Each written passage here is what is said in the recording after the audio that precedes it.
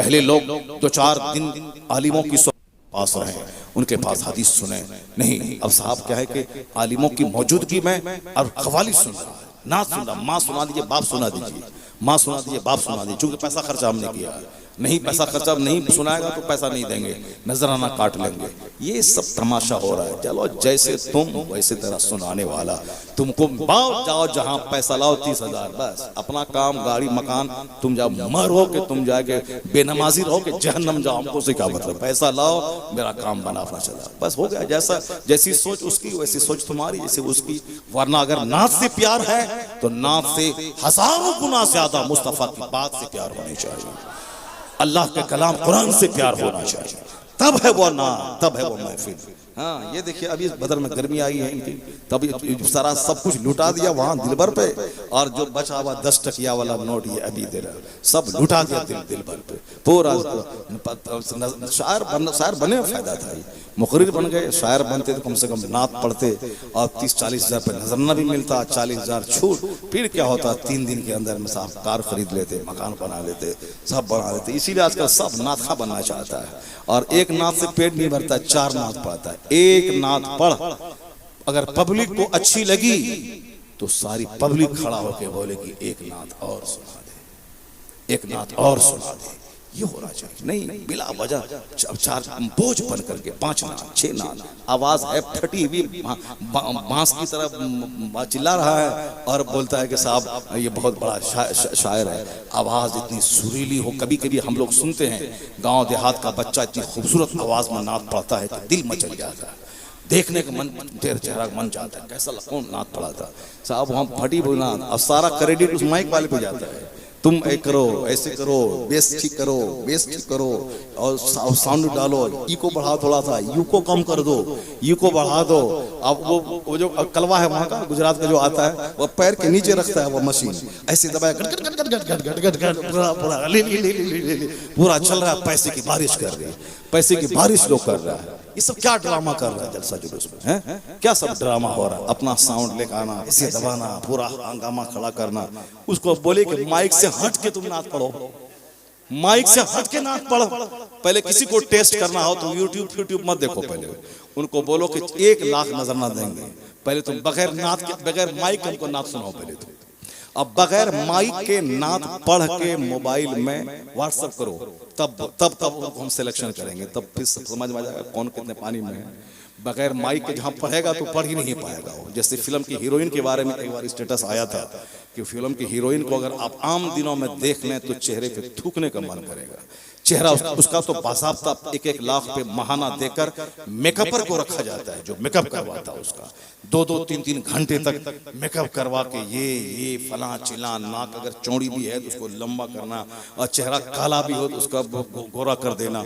वो सब करने वाला उसका बासाब्ता टीम चलती है उसकी, 4 घंटे तक मेकअप करवा, तब वो स्टेज पर आकर के वो स्टूडियो में अदाकारी करती है, तब उसी की फिल्म बनाई है। तो बड़ी खूबसूरत हीरोइन है, और उसको अपनी असल हालत में जब वह सो के उठती है उस हालत में देख ले तो कोई उसका नाम तक नहीं ले, थूक दे उसके चेहरे पे, ऐसा होता है। उसी तरीके से ये गवैया किस्म का आदमी होता है, वो कमाल उसका होता है, वो इको साउंड का, और उससे हट के वो गा ले, फिर समझ लें क्या हो। तो हमारे उलमा है जो जुमा के दिन बगैर किसी माइक के 1-1 घंटे तक खिताब करता है, और जब खिताब करता है तो लगता है जैसे कौम का कोई कमांडर इन चीफ है जो फौज को ललकार रहा हो, एक बादशाह है जो कौम को खिताब करता है। ये हमारे मौलाना है जो बगैर माइक के मिलाद करते हैं, ये हमारे मौलाना है जो बगैर माइक के खिताब करते हैं, बगैर माइक को हटा दे यहाँ से वहां तक आवाज जाएगी और लोग हदीस कुरान सुनेंगे।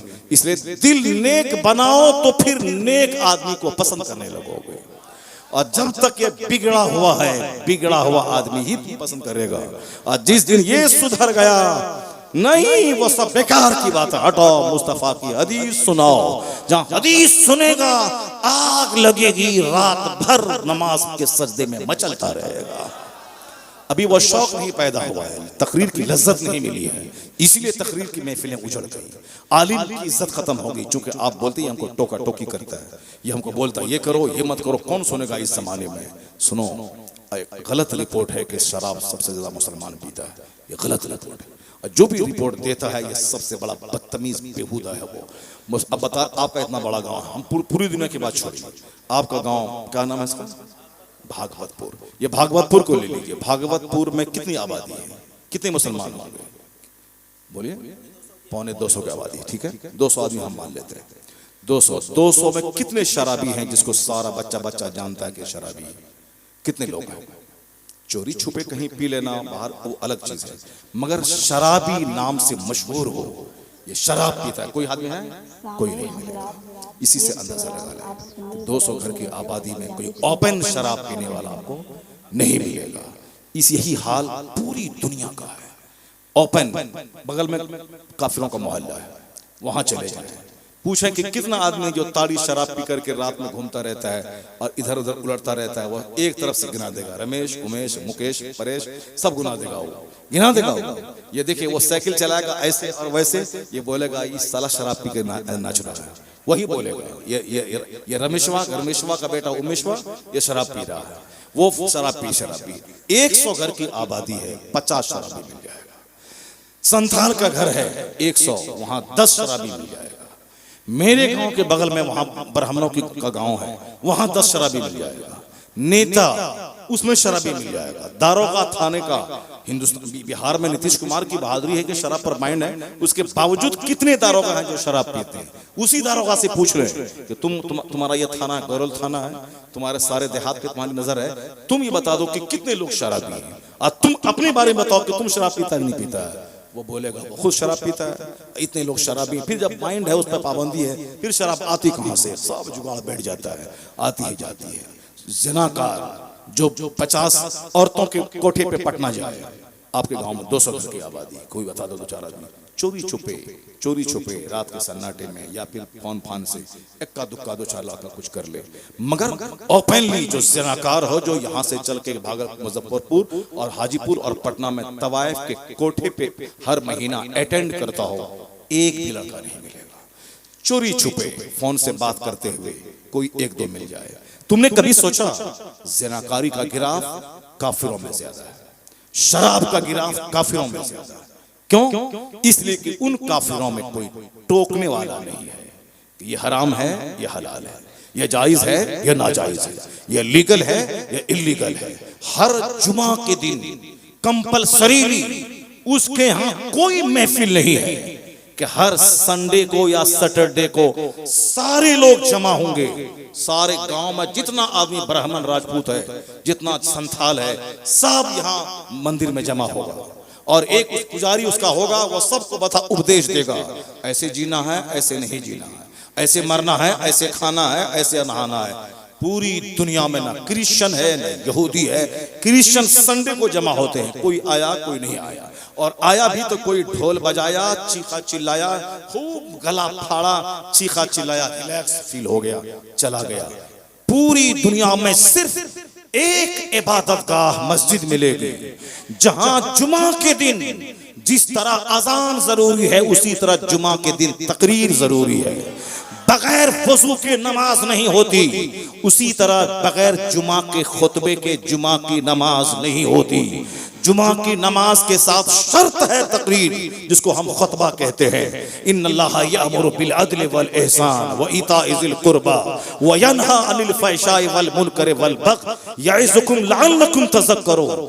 हर जुमा के दिन खुतबे में ये आयत पढ़ी जाती, बेशक अल्लाह तुम्हें हुक्म देता है अदल करने का, एहसान करने का, रिश्तेदारों को देने का।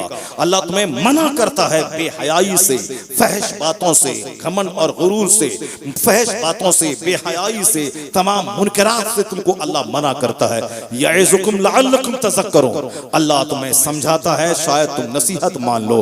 हर जुमा के दिन अरब में, अजम में, इंडिया में, और अरबी के खुतबे से पहले कहीं उर्दू में, कहीं अंग्रेजी में, कहीं लैटिन में, कहीं डच में, कहीं असमिया में, हर लोकल लैंग्वेजेस में खिताब होता है। चूंकि जुमा की नमाज के साथ खुतबा फर्ज है, शर्त है। खुतबा नहीं जुमा की नमाज नहीं, 1 मिनट का ही खुतबा हो मगर जरूरी है, उसके बगैर बगैर जुमा की नमाज ही नहीं होगी। ईदैन के दिन जहाँ बड़ा मजमा होता है ईद बकरीद की नमाज में, उस दिन खुतबा ईद जुमा नमाज से पहले नहीं, नमाज के बाद है। क्यों? जुमा की तकरीर शॉर्ट होनी चाहिए और ईद बकरीद का खुतबा लंबा होना चाहिए, इसलिए शॉर्ट तकरीर है जुमा का तो नमाज से पहले है, और ईदैन की तकरीर नमाज के बाद है, खुतबा लंबा। चूंकि नमाज हो गई, अब एक लंबा खिताब, साल में 2-3 ईदगाह आना है, इतनी लंबी तकरीर हो कि साल भर उस तकरीर का असर सीने में महसूस किया जाए। इसलिए ईदैन के दिन एक अच्छा खतीब लाओ ईदगाह में, ताकि 1 घंटे आधे घंटे का लंबा खिताब करे और जिंदगी के हर मोड़ पे रहनुमाई करे। जुमा का खिताब शॉर्ट खूबसूरत हो, ईदैन का खिताब थोड़ा लंबा हो और मानाखेज हो। जो निकाह के दिन, जहां निकाह में 5 आदमी बैठ गए, निकाह हो, ज़िना और निकाह में यही फर्क है कि ज़िना चुपके बंद कमरे में होता है और निकाह के जरिया 5 आदमी के दरमियान निकाह होता है। तो निकाह के बाद जो बीवी होती है उसके साथ जो काम होता है वो अल्लाह का नाम लेकर ऐलानिया तौर पर कि अब ये मेरे निकाह में आ गई, मैंने अल्लाह के नाम पे इसको कबूल कर लिया। यही है ज़िना और निकाह में फर्क। ज़िना चोरी छुपे होता है और निकाह ऐलानिया होता है, 10 आदमी की मौजूदगी में होता है। मैंने फला की बेटी को अपने निकाह में लिया या हमने उनको उनके निकाह में दिया, उस वक्त बोलेगी मैंने कबूल किया। तो निकाह जहां होगा 10 आदमी जमा होंगे, अब वहां खुतबा सुन्नत है, जुमा का खुतबा फर्ज है, ईद का खुतबा वाजिब है, निकाह का खुतबा सुन्नत है। इसलिए निकाह का खुतबा अगर नहीं हुआ तो निकाह हो जाएगा, मगर सुन्नत से खाली निकाह हो जाएगा। ईदैन का खुतबा वाजिब है, बारिश आंधी तेज तूफान किताब नहीं, आलिम को खुतबा याद नहीं, नमाज हो जाएगी। मगर जुमा में आंधी आए, तूफान आए, इमाम साहब को याद ना हो, किताब ना हो, कोई उज्र कबूल नहीं किया जाएगा, खुतबा होना ही होना है, नमाज नहीं होगी उसके बगैर। ये कितना शानदार स्टाइल ऑफ लिविंग इस्लाम ने अता फरमाया है। ये हमारा इमाम का एहसान है कि जुमा के दिन मुझको बोलता है ये हराम है, ये हलाल है, ये जायज है, ये नाजायज है, ये लीगल है, ये इल्लीगल है, ये राइट है, ये रॉन्ग है, ये करो, ये मत करो, डू इट डोंट ईट, ये करो, ये मत करो, ये परमिटेड है या फॉरबिडन है, ये जायज है, ये नाजायज है, ये राइट है, ये रॉन्ग है, ये सही है, ये गलत है। खिताब में होता क्या है? चाहे जुमा का खिताब हो, ईदैन का खिताब हो, यही होता है टोका टोकी, शराब मत पियो, जिना मत करो, सूद मत खाओ, माँ बाप को मत सताओ, नंगे मत रहो, दूसरों के सामने चड्डी पहन के मत घूमो, मर्द हो सोने की अंगूठी मत पहनो, सोने का लॉकेट मत पहनो, सोने का बाला मत पहनो, सोने का बाला जहन्नमियों का जेवर है, सोने का लॉकेट जहन्नम का जेवर है।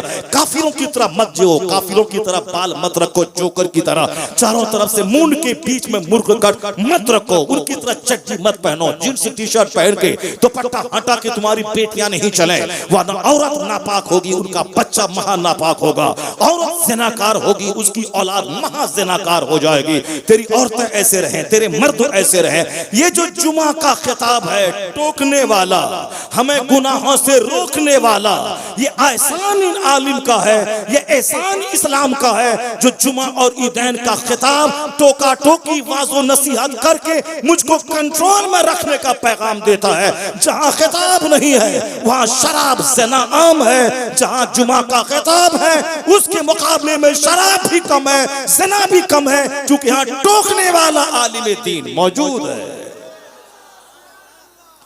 ये एहसान है आलिमों का जो हमें जुमा के दिन वास करता है, जो हमें खुतबे निकाह में हमें अल्लाह से डरने की बात बोलता है, जो हमें ईदैन के खिताब में जीने का एक सलीका अता करता है। ये एहसान इन उलमा का है। आलिमों से दूर रहने वालों, इनका अगर जिस दिन ये जुमा का खिताब बंद हो जाए, जिस दिन ये आलिम नहीं रहे, जिस दिन ये तकरीर में हराम और हलाल की बात करके मुझको नहीं रोकें, उस दिन मेरे समाज में भी 50 तवाइफ के कोठे पर अटेंड करने वाला मिलेगा। हमारे समाज में हर आदमी शराबी मिलेगा, हमारे समाज का हर आदमी सूदखोर मिलेगा। समाज में 2 आदमी सूद खाता है, सारा गांव उसको हिकारत की निगाह से देखता है। जुमा के दिन जब इमाम बोलता है सूद खाना ऐसा है जैसे अपनी माँ से ज़िना करना, जो सूदखोर होता है उसका चेहरा काला छोटा हो जाता है, समाज के सारे लोग उसकी तरफ देखने लगते हैं। यह बात कहीं नहीं है, न क्रिश्चियनिटी में है, न जूस में है, न हिंदुइज्म में है, न जैनिज्म में है, कहीं नहीं है। ये तो इस्लाम ने जुमा की नमाज में खुतबा शर्त करके ये हमारे दिल की जिंदगी का सामान किया है कि आज जुमा के दिन नसीहत का पानी पड़ा। अभी जो आपकी कैफियत है ये कैफियत 2 दिन के बाद नहीं रहेगी, क्योंकि तकरीर सुनते वक्त में आदमी का दिल पसीज जाता है, नर्म हो जाता है, और जब धीरे धीरे बाल बच्चों के बीच में वो जाता है तो ये सारी बातें उनके दिमाग से निकलने लगती हैं। जब निकलने लगती हैं तो धीरे धीरे आलिम से दूर, मदरसा से दूर, फिर वो काफिरों की तरह पैसा कमाना, खाना पीना, सारी तवज्जो उसी में वो लगा देता है। भूल जाता है कि पैसा चाहिए, मगर कहां से चाहिए, कुछ नहीं, हराम हलाल जहां से हो, सिर्फ पैसा चाहिए। नसीहत का पानी एक हफ्ते में जहां उतरने लगता है, अगले जुमा को फिर इस्लाम कहता है नसीहत का पानी चढ़ा दे कि एक हफ्ते में जहां दूरी हुई खिताब से और जहां दिल सूखने लगा कि अब यहां मर जाएगा दिल, जैसे खेत सूखा फसल ना होगी, दोबारा पानी पड़ता है फिर फसल लहलहाने लगती है, उसी तरह एक जुमा को दिल जो जिंदगी हासिल की, अब 2-4 दिन के बाद जहां दिल का खेत सूखने लगा, इस्लाम चाहता है फिर 7 दिन के बाद जुमा के दिन नसीहत का पानी चढ़ा दिया जाए ताकि दिल मरने से बचता रहे। इसी हाल में मौत आ जाएगी, बंदा मर जाएगा। जहां 5-6 दिन के अंदर में दिल सूखने लगा, अगले जुमा की तकरीर उसके दिल को जिंदा कर देगी। ये नसीहत है। आल्हा रुदल की कहानी की महफिल खत्म हो गई, पहले होती थी एक आल्हा रुदल की कहानी, गाँव आपके यहाँ भी होती होगी, हमारे यहाँ भी होती थी 50 साल पहले। एक आदमी ढोलक लेके बैठता था, राजा रानी की कहानी बोलता था, अकबर बिरबल की कहानी बोलता था। आज भी गैर मुस्लिम के हिंदुओं के यहाँ है, वो लोग भी चतार गाते हैं, और आज भी गर्मी के दिनों में सब घर से बाहर बैठ कहते हैं। एक लोग आदमी बुलाता है, वो राम कथा के नाम पर ढोल लिया बजा, एक राजा था, एक रानी थी, कथा कहानी, वो कहानी बोलता, उसके यहाँ कहानीकार है। हमारे यहाँ बहुत सारे मुखर्रिर हैं जो सिर्फ कहानी ही बोलते हैं, नमक मिर्च लगा लगा के एक कहानी को 1 घंटे बोला, वमा इल्ल बलाग, पैसा खत्म, तम खेल खत्म, पैसा हजम, अपना चला गया। न हदीस पढ़ा, न कुरान पढ़ा, न वाज़ नसीहत की, न लोगों को समझाया, बस एक कहानी सुनाया, रोला दिया, अपना धमाल मचा के चल दिया। कहानी, वो कहानीकार, कथाकार उसको हिंदी में बोलते हैं, स्टोरी टेलर। जब हजरत मौला अली रज़ी अल्लाह तआला अन्हु कूफा आए थे तो जितने लोगों का मेंबर बिस्ता था, कहानी कहने वालों का सबका मेंबर उठवा दिया, कोई नहीं उपवास करेगा। एक मेंबर था हजरत हसन बसरी का। हसन बसरी रज़ी अल्लाह तआला अन्हु की महफिल में मौला अली गए, जब उनका आवाज सुना, कहा तुम्हारा मेंबर रहेगा, तुम्हारा मेंबर नहीं उठाया जाएगा। सुभान अल्लाह। आपकी तवज्जो है कि नहीं है? खत्म कर दें हैं? अगर तवज्जो नहीं है तो क्यों बिला वजह हम आजान दें जंगल में? माशाअल्लाह, आप तो नेक लोग हैं, नेक लोग हैं, नेक लोग बात सुने। वरना जितना वो गुटखा खोर था सब चला गया, वो गुटखा खोर सब चला गया। अभी परसों हम दरभंगा में थे, परसों दरभंगा में थे, और अब तकरीर कर रहे हैं, सब लोग सुन रहे हैं, माशाल्लाह बहुत बड़ा मजमा। मगर हाल वही था, शुरू में नात खानी सब हो गई और हमको दिया रात के 1 बजे दिया। वहाँ 3 घंटे लपेट के रखे सबको, बैठो बैठो तकरीर सुनो, और अल्हम्दुलिल्लाह सब सुने, सारे लोग सुने। और एक नात पढ़ने वाला था, वो सुना थोड़ी देर, बोला हम खाने के लिए जा रहे हैं, चला गया खाने के लिए, खाने के बहाना बहुत देर से बैठे, चला गया। और जब वहाँ खाना खा के 1 घंटा के बाद आया, बैठा, अब बैठते ही मोबाइल शुरू कर दिया, हो बैठते ही मोबाइल शुरू कर दिया, ऐसे करना शुरू कर, ऐसे जैसे ऐसे करता है, ऐसे घचाड़ता रहता है, ऐसे। क्या हुआ भाई साहब, क्या हुआ? जिसको जाना है जाने दो, क्या लगा हुआ यार, या फिर खत्म करना है तो बोलो खत्म कर देते हैं, क्या लगा हुआ है? अब अपनी एनर्जी बची रहेगी, अपना दूसरी कल काम आएगा, कल काम आएगा। और अब गौर से सुनिए, वो आया कमरे से, आया कमरे में 1 घंटा गुजार के वो आया। मोबाइल चलाना था, तुम कमरे में चलाते, फिर यहाँ आके बैठ के मोबाइल चलाना शुरू कर दिया। मैंने सारे कहा देखिए, एक कमरे से आया है, मोबाइल चलाने के लिए स्टेज पर आया, इसको मोबाइल चलाना था तो कमरे ही में रहता, यहाँ क्यों आया? यहाँ आया वो बैठ के तकरीर सुननी चाहिए, वो आने के बाद ऐसे शुरू कर दिया हुआ, ऐसे। आजकल ये शुरू हो गया ऐसे। हुजूर ने फरमाया एक जमाना ऐसा आएगा कि अक्सर लोग पागल हो जाएंगे, अक्सर लोग क़यामत के करीब। हुजूर ने कहा अगर हुजूर की बात नहीं मानेगा तो काफिर हो जाएगा सीधे, इसलिए वो मत करना। हुजूर ने कहा है, हुजूर ने फरमाया आखिर जमाने में अक्सर लोग पागल हो जाएंगे। सरकार की बात जहां आए फौरन सरेंडर कर जाए, वो करेगा तो ईमान खत्म। निकाह वाला है तो बीवी निकाह से निकलेगी, सारी जिंदगी ज़िनाकारी होगी, सारे बच्चे हरामी पैदा होंगे। इसलिए मोमिन होने के नाते नेता की बात बोलो तो बोल दोगा गलत बोल रहा है, दूसरा आदमी कोई बोले बोलो हाँ झूठ बोल रहा है, मगर आलिम अगर हदीस कुरान पढ़ रहा है वह अगर बोला के झूठ बोल रहा है तो गया काम से वो। इसीलिए आलिम से मोहब्बत फर्ज है, क्योंकि मोहब्बत अगर नहीं करेगा तो वह कुरान बोलेगा अल्लाह फरमाता है, वह दुश्मनी में बोलेगा झूठ बोलता है, दुश्मनी में बोलेगा कि झूठ बोल रहा है, अगर बोला कि झूठ बोला तो सीधे काफिर हो जाएगा, क्योंकि अल्लाह के कलाम को झुठलाने वाला हो जाएगा, काफिर हो। इसीलिए आलिम से सोच समझ के बात करना चाहिए, मोहब्बत करना चाहिए, ताकि उनकी जो कुरान हदीस की बातें हों उसमें कभी वो सर को फेरे नहीं और उस दुश्मनी में कुफ्र ना बक जाए। नेताओं से नफरत करो चलेगा, क्रिकेटर से नफरत करो चलेगा, वह ईमान उससे वाबस्ता नहीं है, लेकिन अगर आलिम से नफरत किया बहुत बुरा होगा। गरीब नवाज फरमाते हैं एक शख्स का इंतकाल हुआ, घर के सारे लोगों ने उसका चेहरा किबला की तरफ घुमाना चाहा, मगर घुमाता था फिर जाता था, फिर घुमाता था फिर चेहरा फिर जाता था। जब लोग थक गए एक आवाज सुनाई दी गैब से, कितना घुमाओगे, जितना घुमाओगे इनका चेहरा किबला की तरफ नहीं होगा।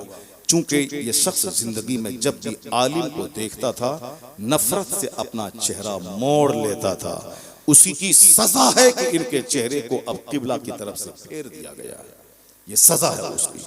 दूसरों से नफरत चलेगा, जो आलिम है अगर नफरत किया वह जुमा के दिन तकरीर करेगा, वो बोलेगा अल्लाह ने ये कहा है, अब वो दुश्मनी में बोलेगा कि मौलवी साहब झूठ बोल रहा है। जहां बोला कि सीधे ईमान खत्म, ईमान खत्म, निकाह खत्म, निकाह खत्म, अब उनकी बीवी अजनबी औरत की तरह हो गई। इसीलिए आखिर जमाने में हया खत्म हो जाएगा। हया जहां खत्म हो समाज में, हया जहां है मजलिस का अदब, आलिम का अदब, माँ बाप का अदब, इस्लाम अदब ही तो सिखाता है। अदब अदब अदब अदब, माँ का अदब, बाप का अदब, भाई का अदब, महफिल का अदब, मदरसे का अदब, खानका का अदब, बूढ़ों का अदब, जिसने इस्लाम में लंबी उम्र पाई उनका अदब। और जब अदब खत्म होने लगे तो समझ जाओ कि नाजायज बच्चों की तादाद में इजाफा हो गया है। क्योंकि जब बच्चे की बुनियाद में खता होती है तब बेहयाई बेशर्मी उसके अंदर होती है। इमाम आजम के सामने एक लड़का ढठाई के साथ आया और गेंद लिया चला गया। 3-4 बच्चे गेंद खेले, 2-3 बच्चे गली में भाग गए। इमाम के सामने गेंद है, कौन लेने जाएगा? करोड़ों हनफियों के इमाम आजम के सामने एक बच्चा आया ढटाई से, गेंद लिया चला गया। इमाम आजम ने क्या फरमाया? लगता है कि इनकी बुनियाद में खता है। अल्लाह समझ, लोगों ने पता लगा वाकई उसकी बुनियाद में खता है। इसलिए कि क्यों इनकी बेहयाई, इनकी ढठाई। अरे क्या होगा, हम जाते हैं देखते ना, यानी इमाम का अदब, करोड़ों हनफियों का इमाम था, पर वो ढठाई से उनकी बेहयाई बताती है कि बुनियाद में खता है। अखीर जमाने में न बूढ़ों का एहतराम, न बाप का एहतराम, न मस्जिद का एहतराम, न जलसे का एहतराम, न हदीस कुरान का एहतराम। एहतराम जहाँ घटा समझ जाए, बेहयाई बढ़ गई है।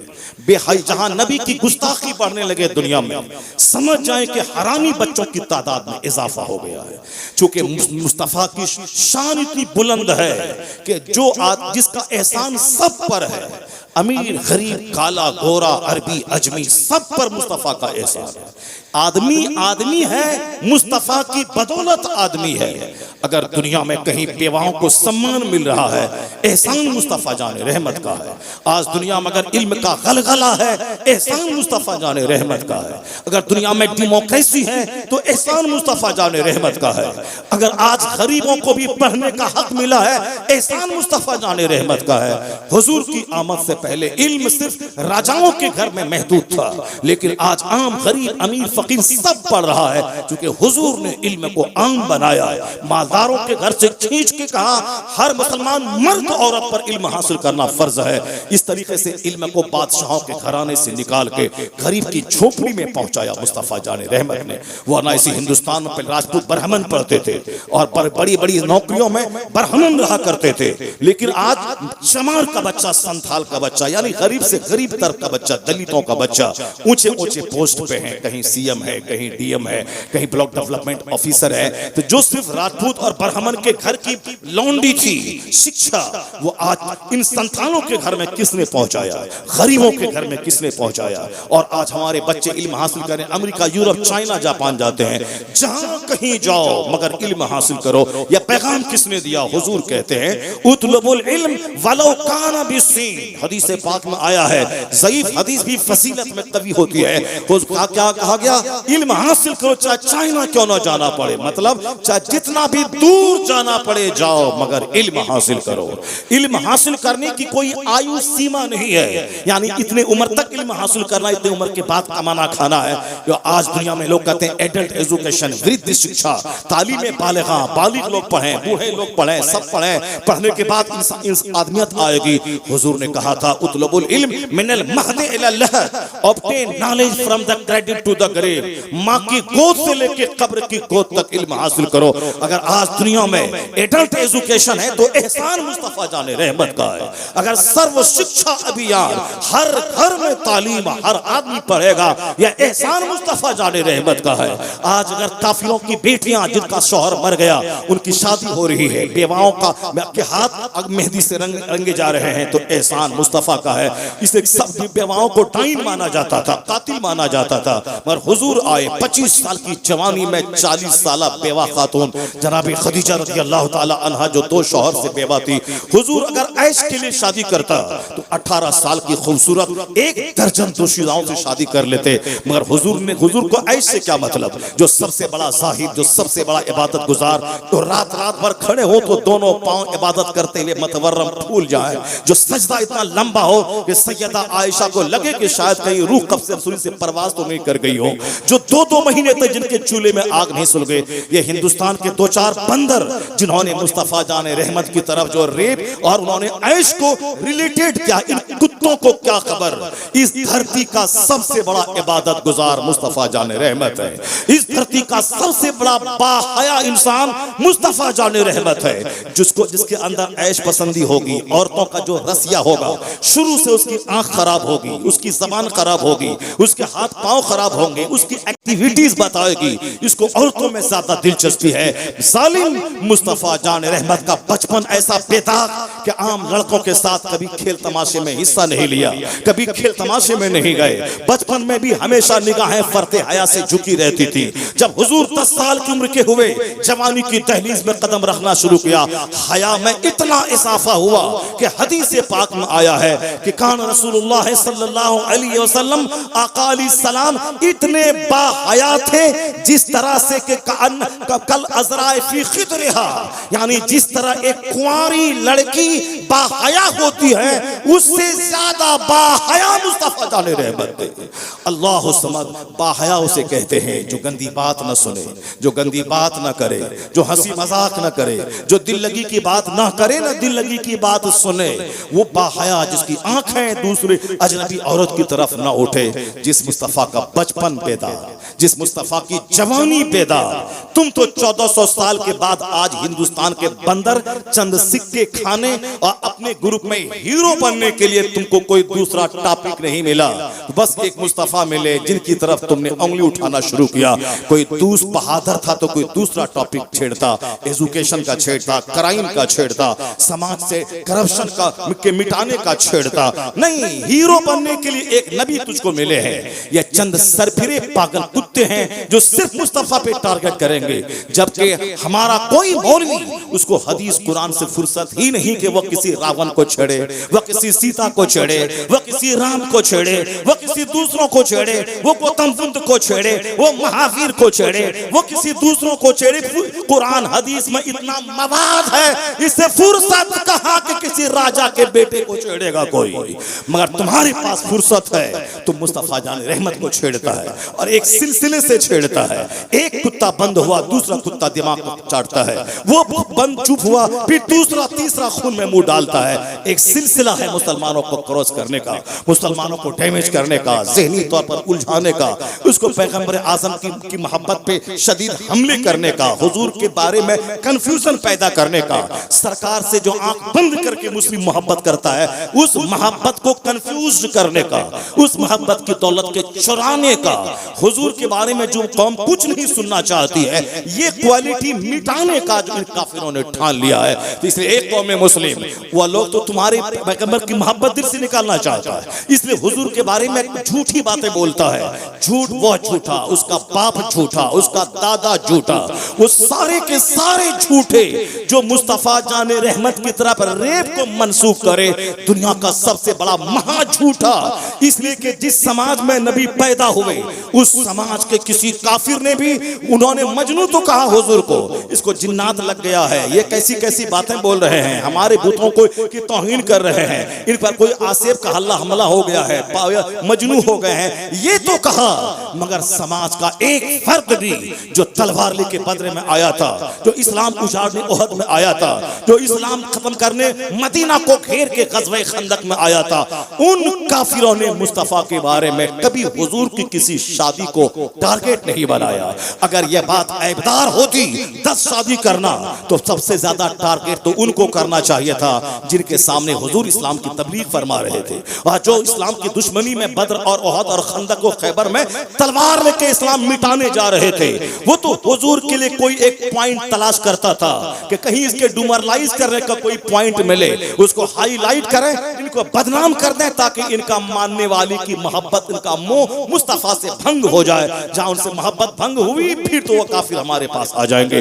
वो चाहता था कुछ पॉइंट मिले, कोई पॉइंट नहीं मिला। सारी चूंकि बचपन बेदाग है, जवानी बेदाग है, निगाहें बाहया है, इस दुनिया में जो अरब के काफिर लोग थे वो भी उन्हें अमीन कहा करते थे, सादिक कहा करते थे, सादिकुल वाद कहते थे। तो जो हमला मक्का के दुश्मनों ने नहीं किया, वो हिंदुस्तान के चंद शरीरों ने झूठ का सहारा लेके कहना शुरू किया है, हमें उससे मतलब नहीं, वो तो फिनारे जहन्नमा खालिदीन अबदा, वो तो जहन्नमी है, सारे काफिर जहन्नमी है, वो चाहे अरबों में खेले, चाहे वो मछली मारे, जितने काफिर सब जहन्नमी है, जहन्नम जाएंगे। लेकिन हमें शिकवा है मुसलमानों से शिकवा है, जो तुम्हारे पैगंबर को गाली देता है, तुम उनके जय जयकार का नारा कैसे लगाता है, जो उसका फिल्म में नाचने वाला तेरी अजान के खिलाफ बोलता है कि अजान फज्र माइक पे ना हो, हार्ट की बीमारी वाले को उसकी बीमारी बढ़ने का चांस है, वह तुम्हारी अजान के खिलाफ बोलता है, वह मजाक उड़ाता है कि अल्लाह अकबर, ये मुसलमान अकबर को अल्लाह मान रहा है, माज़अल्लाह,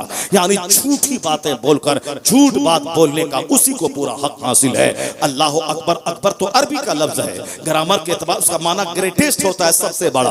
और ये ग्रेटेस्ट ना सुनकर कि वो अकबर जो बादशाह था, ये उस अकबर को बादशाह मुराद ले रखा, उस बदतमीज को एक तमाचा चेहरे पे मारे, डॉक्टर इंजीनियर क्यों बना था बदतमीज। अकबर तो अभी 500 साल पहले ना बादशाह था, और ये अल्लाह अकबर का नारा तो अरब से चला हुआ है, और 1400 साल से पूरी दुनिया में नमाज पढ़ी जाती है अल्लाह अकबर, आजान दी जाती है अल्लाह अकबर। ये हिंदुस्तान का बादशाह अकबर, ये अकबर तो 500 साल पहले था, मगर ये 500 साल पहले 1500 साल से अल्लाह अकबर, यानी बेशर्मी की आखिरी हद को पार कर गया। वो इस कदर झूठ बोलता है, मुसलमान अकबर को अल्लाह मानता, अल्लाह अकबर। अकबर मर गया, बादशाह खत्म हो गई, फिर भी ये लोग अकबर को ढो रहा है, अल्लाह अकबर कह रहा है। इतना बड़ा पागल, इतना बड़ा मजनू है, तो उससे कोई क्या शिकायत है? जो वो जहन्नमी, जिसकी नस्ल जहन्नमी, और जो जहन्नम की ईंधन के लिए तैयार हुआ, जहन्नम तैयार हुआ है, उनसे क्या शिकवा? उससे है जो तेरे पैगंबर की तौहीन करता है, तुम उसके फैशन डिजाइन का कपड़ा पहनता है, जो तेरी अजान के खिलाफ बोलता है, तुम उसका गाना कान ठूस कर रात में, कान में वायर ठूस कर रात के 3-3 बजे तक उसका गाना सुनता है, उसके गाने को अपलोड करता है, उसकी फिल्मों को अपलोड करता है, उसकी फिल्मों को दिल्ली जाना, हाजीपुर से दिल्ली तक पूरे 24 घंटे फिल्में देखता हुआ जाता है, और जिस गुटके का प्रचार उसका फिल्म में एक्टर करता है, उसी रजनीगंधा को तब 100 पुड़िया डाल के उसी को खाते जाता है। जिन्होंने तेरी बेटियों के पर्दे के खिलाफ बोला, निकाब के खिलाफ बोला, हिजाब के खिलाफ बोला, वह बोला भी कैसे? वह बोलने का मौका हमने उसको दिया, जबकि हमारे यहाँ पर्दा फर्ज है। इसलिए फर्ज है ताकि औरत की इज्जत की हिफाजत हो। चूंकि जहाँ खूबसूरत औरत कोचिंग सेंटर जाएगी 18-16 साल की, उनका चेहरा खुला, उनके सर के बाल खुले और भड़काऊ लिबास पहन के जाएगी, कोचिंग सेंटर पे 100 दरिंदे लड़के हैं, वह सब दरिंदों की नजर उस पे पड़ी है, वह सारे दरिंदे उस भेड़िया उसको नोच नोचना चाहते हैं, नहीं तो कम से कम 50 लड़के हैं जो शादी करना चाहते हैं। शादी तो एक से ही होगी मगर 50 शादी करना चाहते हैं। अगर शादी नहीं करवाया इसका बाप तो हम 100 लड़के ले जाकर रास्ते से उसको किडनैप कर लेंगे और ले जाकर शादी कर लेंगे। इससे उसके बाप को गोली मार देंगे, उसके भाई को गोली मार देंगे। ये तमाशा दिन रात अखबार में होता है। क्यों? इसलिए कि वो लड़की बेहिजाब बन के पढ़ने गई, नाक पे नजर है, आंख पे नजर है, रुखसार पे नजर है, सर के बाल पे नजर है, पिस्तान पे नजर है, गर्दन पे नजर है, कलाई पे नजर है, जींस टी शर्ट पहन के चुस्त लिबास पहन के गई है। वो पढ़ने क्या गई है कि 10 दरिंदों की निगाहें टिकी हैं। नहीं शादी हुई उससे, उनसे बर्दाश्त नहीं हुआ। उन लोगों ने रास्ते से किडनैप किया, लेकर नदी के किनारे 10 लड़कों ने मिलकर रेप किया, बेइज्जती से बचने के लिए ज़बह कर दिया। यानी किडनैप करना, गैंग रेप करना, कत्ल कर देना। डेली हिंदुस्तान के अखबार में एक न एक वारदात की खबरें रहती हैं। ऐसा होता रहता है। क्यों ऐसा होता है? इस्लाम ने मना किया था, जहां तेरी बेटी 7 साल से ऊपर 10 साल से आगे जाए, जवान हो जाए, उसको हिजाब दे दे, निकाब दे दे। अब अगर उन्हें हिजाब हो गया यानी उसके सारे पर्दे की चीजें छुपी रही। अब वह चेहरा गोरा है कि काला है या दरिंदा नहीं देख रहा है। अब उसकी नाक लंबी है कि चिपटी है, वह दरिंदा भेड़िया नहीं देख रहा है। अब वह भूतनी है तो भी उसका ऐब छुपा हुआ है। अब अगर वो हूर परी की तरह है तो भी उसका हुस्न छुपा हुआ है। पहले हुस्न देखता है तब आदमी बेकाबू होता है। और यहाँ तो हिजाब ने हुस्न पे भी पर्दा डाल दिया ताकि कोई भेड़िया नोचने ना पाए। अगर वह भूतनी काली कलोटी है तो भी हिजाब उसके ऐब पर पर्दा डाल दिया ताकि उसका ऐब भी छुपा रहे, इसका हुस्न भी छुपा रहे। तो जहां जहां निकाब और हिजाब है वहां जराइम, वहां रेप की घटनाएं कम है। मुल्क अरब में जहां मुस्लिम कंट्रीज में जहां भी हिजाब है, रेप की घटनाएं कम है। अमेरिका में हर 1 मिनट पे रेप, हिंदुस्तान में हर 1-2 मिनट पे रेप की घटना है। जहां जहां कानून पर्दा का मजाक उड़ाया गया वहां वहां ज़िना चरम सीमा पे पहुंच गया। अब वो हाथ मलते हैं कि बलात्कार को कैसे रोका जाए। फांसी के फंदे पे लटकाने के बावजूद बलात्कार रुक नहीं रहा है। कैसे रोका जाए? नहीं रुकेगा। बलात्कार रोकने का एक तरीका है, वह तरीका ये मोहम्मदी है, वह तरीका कानून पर्दा है। वह कानून पर्दा नाफिज कर दे, 100% दुनिया से ज़िनाकारी का खात्मा हो जाएगा। चूंकि बेपर्दगी के बाद ही आंखें बहकती हैं, बेपर्दगी के बाद ही आदमी का दिल बहकता है, बेपर्दगी के बाद ही दिल बहकता है, बेपर्दगी के बाद ही आदमी की आंखें बहकती हैं, बेपर्दगी की वजह से ही आदमी की सोच बहकती है, बेपर्दगी की वजह से ही सोच बहकती है, दिल बहकता है, आंख बहकती है। तो पर्दा का कानून देके इस्लाम ने औरतों का अपमान नहीं किया है, औरतों का सम्मान बढ़ाया है, उनकी इज्जत की हिफाजत की है। मगर इन जालिमों ने समझा कि पर्दा देकर औरतों की आज़ादी को छीन लिया गया है। आज़ादी क्या है? हाथ में लैपटॉप हो। आज़ादी क्या है? चड्डी पहन के एयरपोर्ट पे घूमे। आज़ादी क्या है? पूरा नीम बरहना होकर रास्ते पे घूमे और उसके बाद बोले ये आज़ादी है। इसलिए दुकान में जना, ऑफिस में जना, कोर्ट में जना, कचहरी में जना, थाने में जना, पार्लियामेंट में जना। एक खूबसूरत लड़की है तो सारा मंत्री उसको आंख फाड़ फाड़ के देख रहा है, साथ स्पीकर भी उसके चेहरे को देख रहा है, कोर्ट में जज भी उसके चेहरे को गौर गौर से देख रहा है। अब इसलिए तो आंख का जना कोर्ट में, कचहरी में, थाना में, हर जगह पे। यहाँ तक कि जो रेल पुलिस होती है वो रेल पुलिस रास्ता चलते कभी ट्रेनों में औरतों से हाथ छेड़खानी करना, हाथ बढ़ा देना। जहाँ जाहिर सी बात है जहां बेपर्दगी होगी आदमी अपने आप पर कंट्रोल कहां से रखेगा। तो तुमने इसे आजाद करके जलील कर दिया। अब यह शादी से पहले ही 10 लड़कों के चक्कर में पड़ गई, तो 4 हमल इसका गिर गया। डॉक्टरों के पास जाके हमल रोकने वाली दवाई खा खा के बच्चादानी का कैंसर हो गया, बच्चादानी का कैंसर हुआ। अब इनकी शादी हुई है 40 साल की उम्र में। सारी जवानी की मलाई 10 गुंडों ने खा लिया, उसको दवाई खिला खिला के बच्चादानी का कैंसर कर दिया। अब बुढ़ापे में खंडर होके शादी हुई है, अब वहां गया, वहां औलाद पैदा कैसे पैदा होगी। अब वहां एक खंडर बन के शौहर के पास गई है वो, अब वह शौहर भी औलाद नहीं पैदा हुई। सारी जिंदगी नफरतों में, तनाव में, कशीदगी में।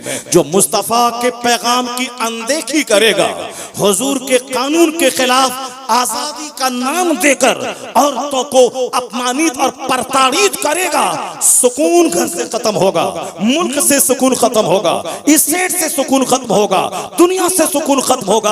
आज उसी बेपर्दा लड़की के नाम पे फांसी के फंदे पे लड़का लटक रहा है, उसी लड़की के नाम पे लड़की नहीं मिली तो लड़का ट्रेन की पटरी में कट रहा है, उसी शादी के नाम पे मेडिकल कॉलेज पढ़ने वाला, डॉक्टर बनने वाला, हिंदुस्तान का बड़ा डॉक्टर बनने वाला जहर खा के मर रहा है। यानी बेपर्दा खातून ने हमारे नौजवानों को छीन लिया, रेल की पट्टियों में काट दिया, या उसको लड़का नहीं मिला तो फिर वो खुद फांसी के फंदे पे लटक गई, ट्रेन की पट्टियों में कट गई। इसका एक इलाज है कि मुस्तफा के गुलाम बन जाओ, वापस आ जाओ इस्लाम की तरफ, वापस आओ दुनिया के सबसे बड़े रहनुमा की तरफ, तौबा कर ले।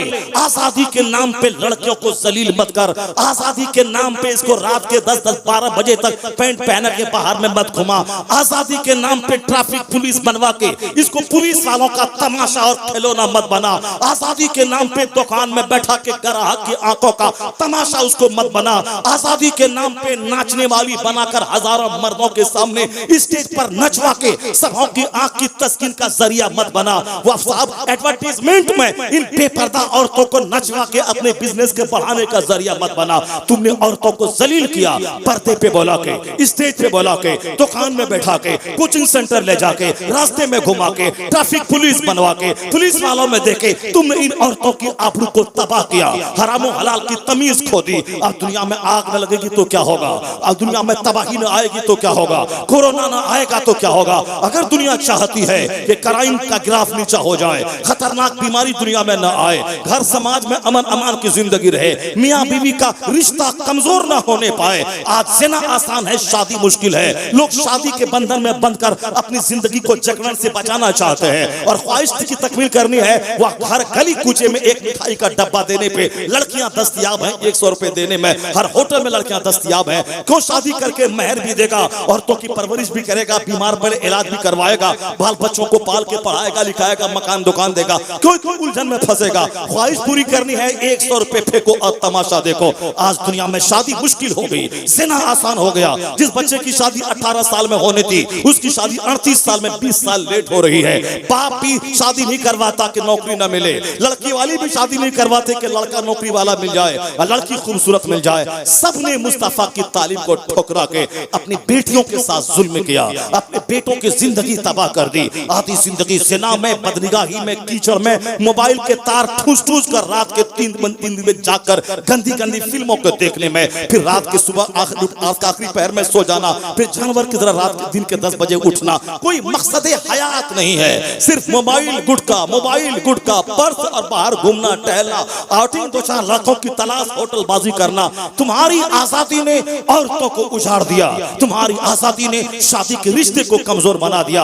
एक पैगाम है, इस मुस्तफा जान रहमत की आमद का शोहरा पूरी दुनिया में है। वो मुस्तफा लाजवाब, उनका कानून लाजवाब, उनका ज़ाब्ता लाजवाब, उनका सारा उसूल लाजवाब, उनका उसूल पर्दा अपने घर में नाफिज कर दे, सुकून मिल जाएगा, बेसुकूनी की आग बुझ जाएगी, चैन वाली जिंदगी मिल जाएगी।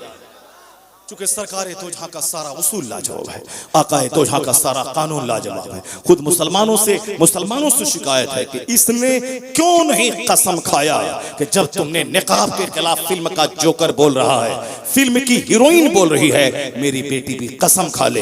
तुमने मेरे हिजाब के खिलाफ बोला है, अब मैं कसम खाती हूँ तेरी फिल्में नहीं देखूंगी, तेरा गाना नहीं सुनूंगी, तेरा डायलॉग नहीं देखूंगी। हमारा बेटा कसम खा ले, तुमने मेरी अजान के खिलाफ बोला है, अब मैं तेरी फिल्म नहीं देखूंगा, तेरा गाना नहीं सुनूंगा, अब मैं तेरे ट्रैक पर नहीं चलूंगा, तेरा डायलॉग अपनी जिंदगी में नहीं अपनाऊंगा।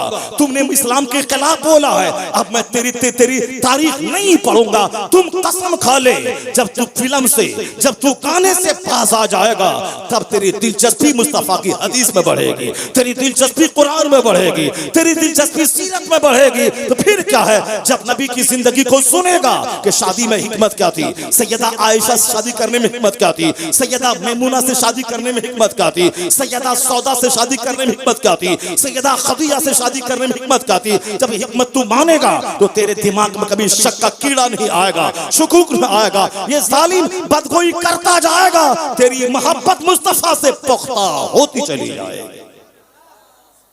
चूंकि आज कंफ्यूजन के शिकार हम इसीलिए होते हैं क्योंकि हमारे बच्चे इस्लाम नहीं पढ़ते, पैगंबर को नहीं पढ़ते, सरकार की जिंदगी का मुताला नहीं करते। वो जलसा करवाते भी हैं तो नात सुन के भाग जाते हैं, हुजूर की सीरत नहीं सुनते, सरकार दो जहां की जिंदगी का मुताला नहीं करते। इनको एक खुश ख्याली वाली जन्नत की कहानी सुना दी गई है कि बस एक दिन जलसा करवाओ जन्नत चले जाओगे। ऐसा नहीं होने वाला। सरकार दो जहां की तालीमात का निचोड़ यही है, फर्ज जो है फर्ज है, नफल जो है नफल है, इसके बगैर कोई रास्ता नहीं है। ज़कात देना फर्ज है, अगर नहीं दिया 1 करोड़ का जलसा करवा लो, नेकी लटकी रहेगी। अपना रोज़ा रखना फर्ज है, अगर नहीं रखा 1 लाख आदमी को डेली बिरयानी खिला दो, इफ्तार करवा दो, वो इफ्तार कराने वाली नेकी नफल नेकी है, वो मुअल्लक रहेगी। अपना रोज़ा रखना फर्ज है। अगर दौलत बहुत है 50 आदमी को हर साल हज कराओ, ये नफल है। और अपना फ़र्ज हज करना ये फ़र्ज है। जब तक अपना हज ना होगा 50 आदमी को हज करवाने की नेकी लटकी हुई रहेगी।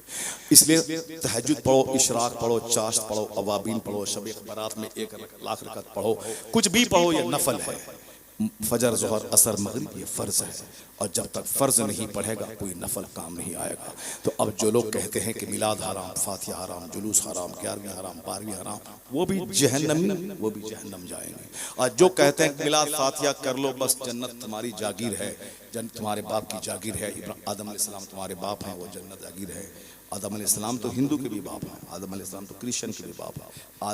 आदम से ही सब लोग चले हैं, सब सारे लोग आदम की औलाद हैं, सारे हिंदू, सिख, ईसाई।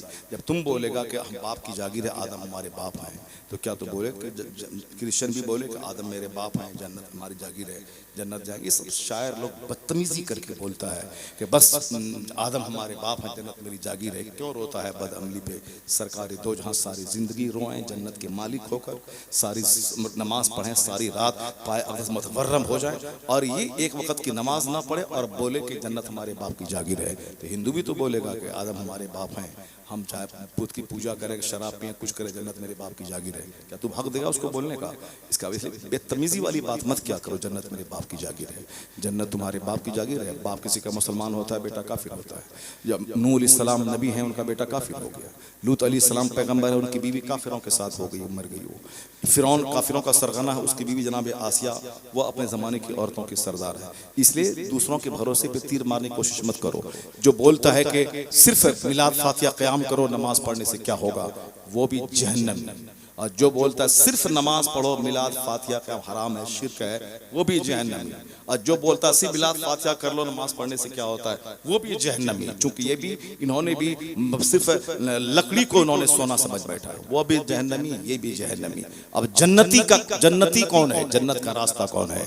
वो रास्ता है मसलके आला हजरत का, कि नमाज भी होगी, नियाज भी होगी, नमरोजा भी होगा, 11वीं का बकरा भी ज़बह होगा, हज भी अदा होगा, और 12वीं का जुलूस मोहम्मदी भी निकलेगा।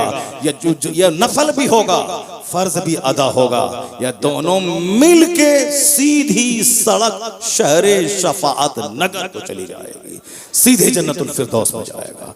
नफल भी फर्ज भी दोनों होगा। ये मसलक आला हजरत है, जहाँ मुफ्ती आज़म हिंद रज़ी अल्लाह ताला अन्हु, जो आला हजरत के छोटे साहबजादे 91 साल की उम्र पाई, नाइब गौसे आज़म थे। राज इलाहाबादी जो इलाहाबाद का शायर था, बहुत बड़ा शायर, याद मुस्तफ़ा ऐसी बस गई है सीने में, जिन्होंने कहा था आज से 40 साल पहले। वो राज इलाहाबादी मुफ्ती आज़म हिंद का मुरीद था। उनका स्टेटमेंट है कि एक दिन मसरूफियत बहुत बढ़ी, आंख लग गई, नमाज नहीं पढ़ पाया फजर की। उसके बाद जब जगा, उस जगने के बाद मुफ्ती आज़म हिंद के कमरे में गए, सलाम किया, जवाब नहीं मिला, इधर मुड़ के किया, जवाब नहीं मिला, लगा कि हुजूर नाराज हैं। फिर उसके बाद देखा तन्हाई में कमरे में सोए हैं, 2-3 बजे गए, जाके पाँव दबाने लगे। गौर से सुनो, गए पाँव दबाने लगे। जब पाँव दबाने लगे तो हजरत बिगड़ के कहने लगे, जाइए पहले फर्ज अदा कीजिए, अल्लाह का फर्ज नहीं तो कोई नफल काम नहीं देगा। पाँव दबाने आए हैं, खिदमत करने आए हैं, अल्लाह का फर्ज छोड़ गए, पहले फर्ज अदा करना होगा, तब मुर्शिद की खिदमत काम आएगी। राज इलाहाबादी दंग रह गए कि मेरी नमाज तो घर में कज़ा हुई थी, मगर मेरे मुर्शिद को कैसे खबर हुई कि मेरी नमाज कज़ा हो गई। वो क्या कहते हैं कि सुनता था कि पीर रोशन ज़मीर होता है। रोशन ज़मीर का मतलब जिसका सीना रोशन हो, जो अपने सामने वाले के आने वाले के हालात को देख लें। अगर रोशन ज़मीर शेख नाइब गौसे आज़म कोई थे उस जमाने में तो मुफ्ती आजम हिंद की ज़ात गिरामी थी, जो 91 साल की उम्र तक कोई नमाज उन्होंने नहीं छोड़ी। ये हिदायत का तरीका क्या बताता है कि पीरो मुर्शिद के हाथों पे हाथ देना, उनका पाँव दबाना, कपड़े साफ करना, साथ में सब खिदमत करना, मनकबत पढ़ना, ये सब अपनी जगह, मगर फर्ज छोड़कर कुछ भी काम नहीं आएगा। ये हमारे सारे बुजुर्गों ने ही समझा, मगर पता नहीं किस बदतमीज ने हमारे दिमाग से उस बात को निकाल करके ये दिमाग बात हावी कर दी है कि न फर्ज पढ़ो चाहे ना पढ़ो, जलसा करा लो, नात सुन लो, रुपया लुटा दो, जन्नत तेरी जागीर हो जाएगी। यहाँ नहीं होगा, न दुआ कबूल होगी, न जन्नत जागीर होगी, क्योंकि हुजूर है साहिब शरीयत। हुजूर ने जो कानून दिया है वही कानून असल में है। आप कोई अपने फायदे के लिए अलग से कोई कानून बना ले, नहीं काम चलेगा। अब सुनो गौर से, आज हमारा दिल सख्त हो गया, हमारी जबान सख्त होगी, बदअमली ने मुझको कहीं का नहीं छोड़ा। तो हुजूर क्या कहते हैं, एक शख्स दूर दराज से चल के आके हाथ उठा के दुआ करता है, या रब या रब या रब। आका कहते हैं अन्ना युस्तजाब, कैसे दुआ कबूल होगी, मतअमहु हराम, मलबसहु हराम, मशरबहु हराम, अन्ना युस्तजाब। वो चाहे आंसू की जगह खून रोने लगे, चाहे उसका पेट पीठ से मिल जाए, चाहे वो आंसू आंख के रास्ते से उसका खून बह जाए, मगर दुआ कबूल नहीं होगी। क्यों? इसलिए कि उनके पेट में जो ग़िज़ा है वो हराम की ग़िज़ा है, उनके बदन में जो कपड़ा है वो हराम का कपड़ा है, उनके बदन में जो मशरूब है वो हराम का है, इसलिए दुआ कबूल नहीं होगी। दुआ की कबूलियत के लिए हलाल ग़िज़ा, हलाल कपड़ा, हलाल खून शर्त है, और हराम ग़िज़ाओं से कोई बहुत बड़ा कमाल नहीं होने वाला। नेकी की तरफ इंटरेस्ट क्यों नहीं है? 100% उसकी वजह यही है कि आदमी के पेट में हलाल ग़िज़ा नहीं है। बिजनेस भी करता है तो झूठ मिला के करता है, और ये बोल के करता है कि बिजनेस में झूठ जायज़ है हजरत, बगैर झूठ के तो बिजनेस होगा नहीं। उससे बेहतर है कि तुम ईंट जाके ढो, ईंट ढोगे और 8 घंटे ईंट ढोगे, उसमें तो कोई झूठ नहीं है, मगर वहां भी झूठ है। नौकर मालिक के सामने ईंट पकड़ लिया, वो उधर गया, इधर बैठ के खैनी लटा रहा 2 घंटे से, और जहाँ उधर आ गया मालिक, उसके बाद फौरन ईंट उठाया और चल दिया, वहां भी झूठ है। अगर अमानतदारी से ईंट ढो के 8 घंटे 500 रुपए कमा लिए गए, ये 500 रुपए हराम झूठ बोलकर 5 खरब रुपए से बेहतर है। सुभान अल्लाह, 5 करोड़ नहीं, 5 खरब से बेहतर है ये हलाल का 500 रुपया। क्यों तुमने झूठ का सहारा लिया? क्या समझ के? मकान, गाड़ी, अच्छा खाना, अच्छा कपड़ा, मर गए, चले गए, मकान रह गया बाल बच्चों के लिए, अपने चले गए। उस हराम के मकान, उस हराम के बिजनेस में जो बच्चा पलेगा, जो उस ब्लड से खून जो उसका बनेगा बच्चे का, उसकी सोच नापाक, आलिम को गाली देने वाली सोच, जलसे को वीरान कर देने वाली सोच, पीरो मुर्शिद को गाली देने वाली सोच, मदरसा मस्जिद के अपमान करने वाली सोच, जिस तरह से लोग आज पैदा हो रहे हैं, आने अच्छी औलाद जन्म देने के लिए अच्छी माँ का होना जरूरी है, अच्छे बेटे जन्म देने के लिए अच्छा बाप का होना जरूरी है। ऐसा कभी नहीं होगा कि हरामखोर की औलाद मुत्तकी परहेजगार हो जाए, वो वली कुतुब अब्दाल हो जाए, ऐसा नहीं होगा। क्योंकि दुनिया का सारा काम एक सिस्टम से चल रहा है। लोग हजार कुछ बोले, मार देंगे, भगा देंगे, मुसलमान को हिंदुस्तान से निकाल देंगे, अफगानिस्तान भेज देंगे, पाकिस्तान भेज देंगे, बांग्लादेश भेज देंगे, आप डिटेंशन कैंप में डाल देंगे, कुछ भी कर देंगे। सब चीखता चिल्लाता रहा, हम लोग चीखते रहे, सीए के खिलाफ चीखते रहे, ओवैसी चीखता रहा, शाहीन बाग में औरतें चीखती रही, कुछ नहीं हुआ।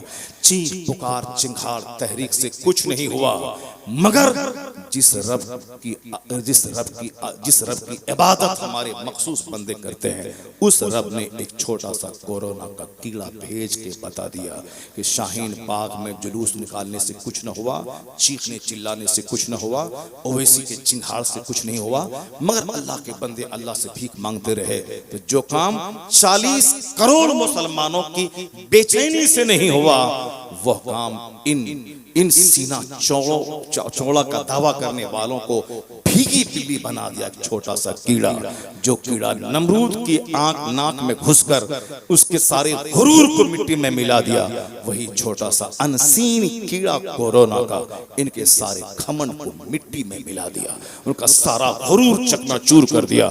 जो प्लान था उसका प्लान पूरा ना हुआ।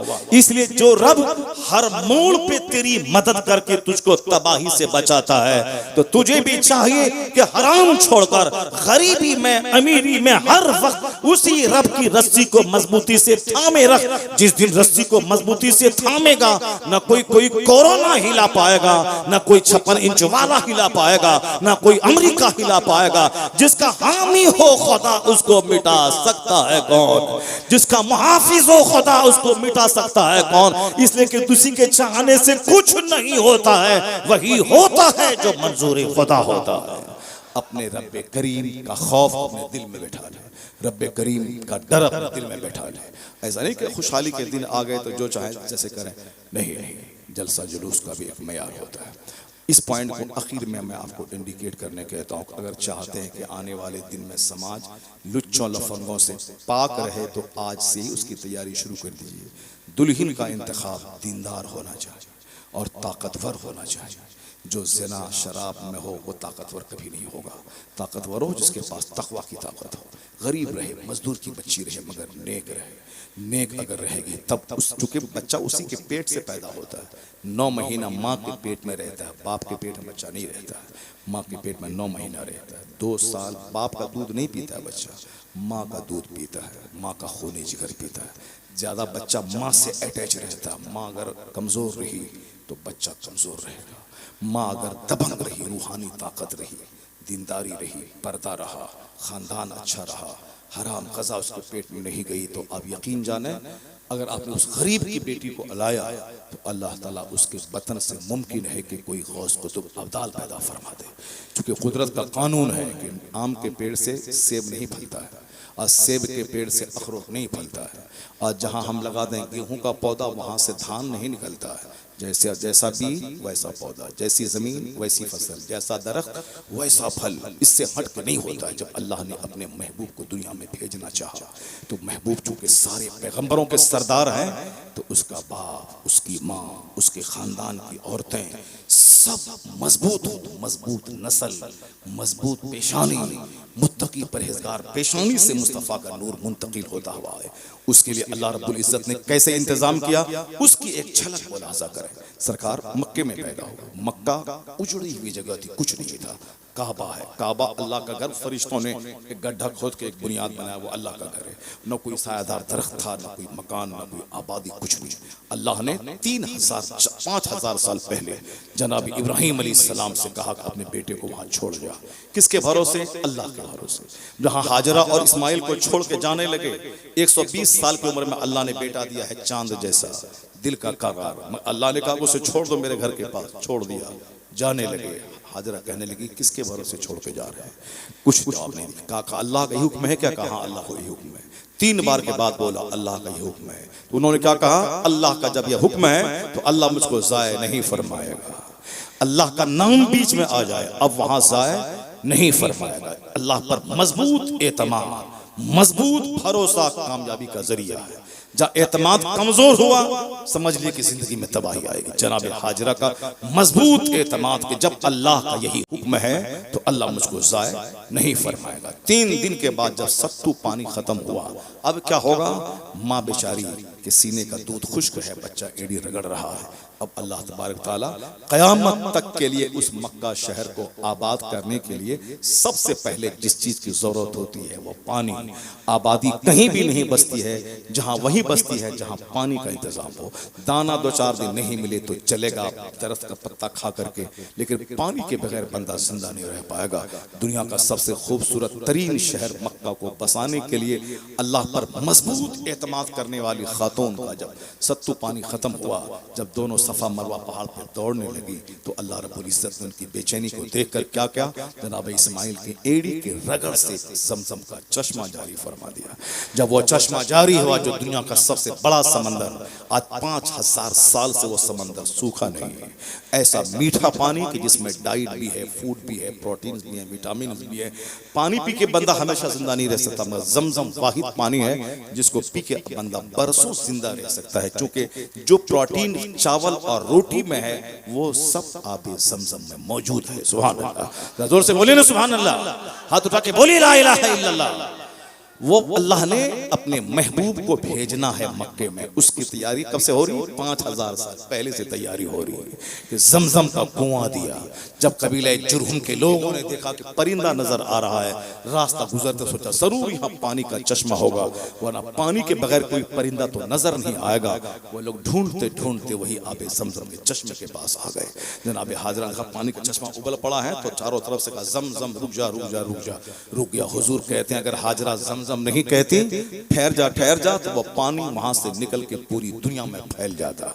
वह जमजम वहीं तक महदूद रहा। देखा कि एक खातून है, एक बच्चा है और पानी का मीठा चश्मा है। उस कबीले के लोगों ने कहा कि मुझको आप यहाँ रहने की इजाजत देंगे? कहा इजाजत तो मैं दूंगी, मगर हमेशा इस कुएं पर कुएं की मिल्कियत मेरे कब्जे में रहेगी, इसका मालिक मैं ही रहूंगी। कहा बिल्कुल आप मालिक रहेंगे, हमको बसने की इजाजत दी जाए। फिर वह लोग वहाँ खेमा गाड़ा भुट्टा गाड़ा रहने लगे। धीरे धीरे बस्ती आबाद हुई, शहर आबाद हुआ। जनाब इस्माइल अलैहिस्सलाम जवान हो गए। इब्राहिम अलैहिस्सलाम छोड़ के मुल्क शाम फिलिस्तीन गए हैं, वहां से महीना दो महीना के बाद आते थे, देख के चले जाते थे। जनाब इस्माइल जब चलने फिरने के काबिल हुए तो अल्लाह ने कहा कि मेरे घर की तामीर करो। जनाब इब्राहिम अपने बेटे इस्माइल की मदद से खाने काबा की तामीर की, फिर हज का ऐलान फरमाया। फिर उसी दौरान जनाब इस्माइल अलैहिस्सलाम की कुर्बानी की कहानी पेश आ गई। उसी दरमियान जनाब इस्माइल जवान हो गए। कबीले जुरहुम की एक लड़की से शादी हुई। जो बात मैं कहने जाना चाहता हूँ उसको मैं इंडिकेट कर रहा हूँ। कबीले चूंकि हुजूर के दादा हैं जनाब इस्माइल अलैहिस्सलाम, उसी की नस्ल से सरकार पैदा हुए हैं। जनाब इस्माइल जवान हुए, उनकी शादी एक खातून से हो गई। जब शादी हुई, जनाब इब्राहिम जब मुल्क शाम से आए, था इस्माइल कहाँ था? वो शिकार को हुए है।